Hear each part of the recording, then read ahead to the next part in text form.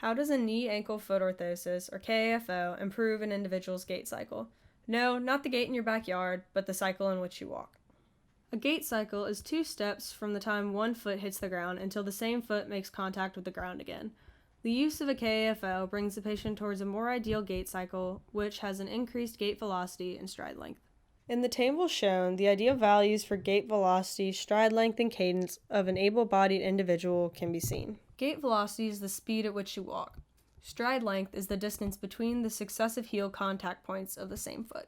A KAFO is a custom-made external device that surrounds the lower limb to aid in stability. Typically, people with lower limb instability and weakness wear KAFOs. They allow disabled individuals to achieve closer to ideal gait cycles, while alleviating pain and discomfort. Patients could opt for an ankle or knee stability surgery, but they can be costly and require the patients to endure a lengthy recovery time.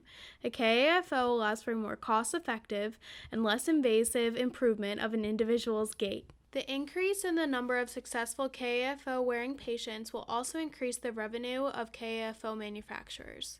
But first, let's discuss how we came to the conclusion that KAFOs improve gait cycles. In an equilibrium analysis, forces corresponding to muscles around the knee were summed and used to calculate the moments about the knee joint.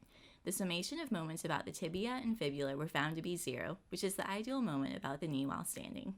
The main purpose of a KAFO is to stabilize the lower extremity. The stabilization would thus decrease the possibility of having excessive rotation around the knee while standing. The increased stabilization of the knee joint helps to improve the gait of the afflicted individual. In a case study that involved patients with partial paralysis of one lower limb, the hyperextension of the knee decreased, which caused the knee flexor moment to decrease, although it was not completely eliminated. The study also showed that there was an increase in gait velocity and stride length with the KAFO. Knowing how KAFOs change the gait of our patients can lead to new ideas for devices, materials, and therapies to improve the lives of patients with lower limb weakness and instability. Overall, KAFOs improve the gait cycle, which could give patients more independence from devices like walkers and canes.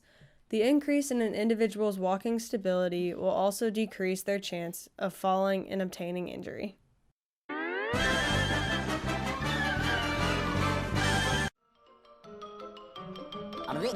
That's all, folks.